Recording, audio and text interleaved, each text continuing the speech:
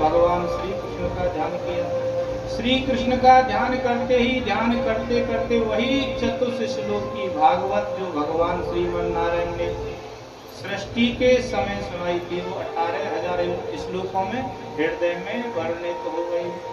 वेद व्यास जी महाराज 18,000 श्लोकों का गुणगान करने लगे।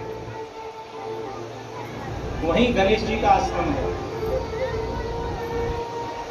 गणेश जी महाराज लिखते गए और व्यास जी महाराज श्लोक गाते गए। पावन संहिता श्रीमद् भागवत पुराण रचकर तैयार हो गया। बोलिए श्रीमद् भागवत महापुराण की। नारद जी के कहने पर भगवान श्री कृष्ण के गुणानुवादों का इसने गायन किया है, मधुर मधुर लीलाओं को गाया। और जैसे ही इस भागवत पुराण की रचना की गई, व्यास जी को बड़ा परम संतोष प्राप्त, इतना संतोष प्राप्त हो गया कि हृदय गदगद हो गया।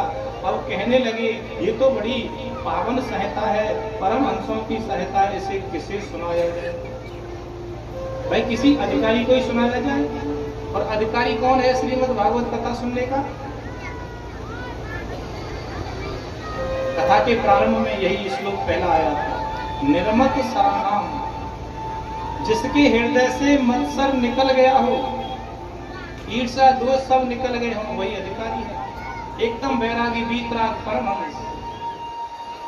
तो व्यास जी को अपने पुत्र श्री सुखदेव जी महाराज याद आए कि वो जन्म लेते ही मेरा पुत्र वन गमन कर गया है, अगर उसको ये कथा श्रवण करा दी जाए तो उससे अच्छा कुछ नहीं होगा। पर लेकिन मैं पुत्र को ढूंढू कहां, खोजू कहां? पुत्र तो वन गमन कर गया। तो व्यास जी ने अपने शिष्यों को 2-2, 4-4 श्लोक याद करा और याद करा के कह दिया कि वन में जाइए और जोर जोर से इन श्लोकों को गाइए। भगवान के स्वरूप का श्लोक। वरहापीडं नटवरतो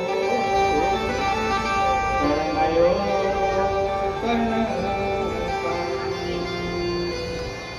वे भगवाश कनककपिशं वे जयन्ती